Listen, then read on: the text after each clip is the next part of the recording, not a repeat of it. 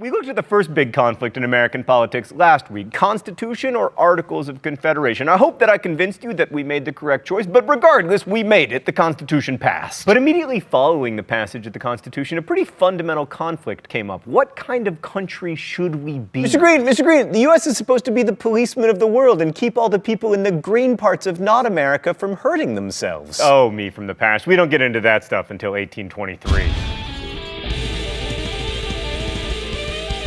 So one vision of America was put forward by Alexander Hamilton, who'd served in the war as Washington's top aide and would go on to be his first Secretary of the Treasury and probably would have been president himself had he not been born in the British West Indies. Hamilton had a strong personality and, as you can see, the beautiful wavy hair of a Caribbean god, and he had very definite ideas about what he wanted the future of America to look like. First, Hamilton wanted the country to be mercantile, which means that he believed that we should be deeply involved in world trade. Second, he wanted the U.S. to be a manufacturing powerhouse. We wouldn't just buy and sell stuff, we would make it too. He even invested in a plan to make Paterson, New Jersey a manufacturing hub, which of course ultimately failed because New Jersey. But to make a manufacturing giant, he needed a strong government that could build infrastructure and protect patents, but you already knew that he was in favor of a strong government because of course he wrote so many of the Federalist Papers. Hamilton also envisioned an America that was governed primarily by the elite. His party, which came to be known as the Federalist Party, would be the one of the rich, the able, and the well-born. I mean, just think, if the Federalist Party had survived, we might have had a bunch of, like, Bushes and Kennedys as president. Hamilton also wanted America to be firmly affiliated with Great Britain, which isn't surprising given his passion for elitism and trade. But there was an opposing view of what America should look like, and it's most associated with Thomas Jefferson. Let's go to the thought bubble. Jefferson wanted an America that was predominantly agrarian, with most people being small-scale, subsistence-level farmers. Maybe they would produce a little surplus for local markets, but certainly not for international consumers. There would be no international trade.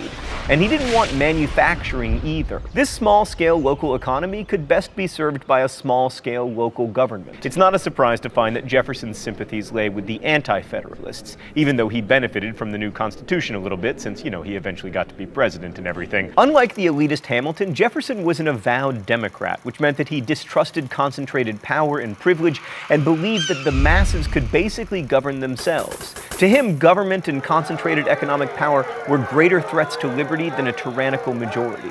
Jefferson was a big fan of the French, and not only because he spent a fair amount of time in Paris as our ambassador there, he also liked the French because they fought with us in the War of Independence against the British, and because after 1789, he liked the way the French treated their aristocrats, that is, brutally. In general, Jefferson and his partisans, who called themselves Republicans, although some current textbooks call them Democratic Republicans just to make things incredibly confusing, preferred France just as the Hamiltonians preferred Britain. And this was a bit of a problem because France and England were pretty much constantly at war between 1740 and 1815. Thanks, Thought Bubble. So linked to these imagined Americas were the questions of how democratic we should be and how much free speech we should have. Jefferson and the Republicans wanted more democracy and more free speech. Well, sort of. I mean, during Washington's presidency, Democratic-Republican societies sprang up, the first opposition political parties, and in 1794, the Democratic-Republican Society of Pennsylvania published an address which made the point that, quote, freedom of thought and a free communication of opinions by speech or through the medium of the press